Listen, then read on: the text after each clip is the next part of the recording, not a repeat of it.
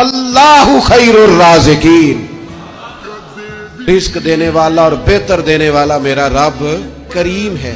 حضرت ابراہیم خلیل علیہ السلام بغیر مہمان کے روٹی نہیں کھاتے تھے۔ ایک دن مہمان آیا، یہ نبیوں کی شان ہے، پیغمبروں کی شان ہے۔ ایک دن مہمان آیا تو فرمانے لگے بسم اللہ پڑھ۔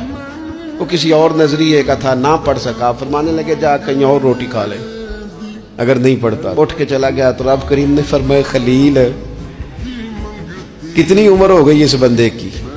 مالک بوڑھا ہو گیا ہے۔ فرمایا اس نے کبھی میرا نام نہیں لیا، میں نے تو ٹکر کبھی بند نہیں کیا، میں نے تو نہیں کبھی بند کیا، میں تو دیتا ہوں، عطا کرتا ہوں۔ یہاں لوگ کہتے ہیں جا تیری تنخواہ کاٹی گئی، یہاں لوگ کہتے ہیں جا تیرے اتنے دن کے فلاں معاملات ختم ہو گئے، جا نکل ادھر سے، میں دیکھتا ہوں کون تجھے روٹی پہ رکھتا ہوں، بس کر۔ واللہ خیر الرازقین، رزق دینے والا اور بہتر دینے والا میرا رب کریم ہے۔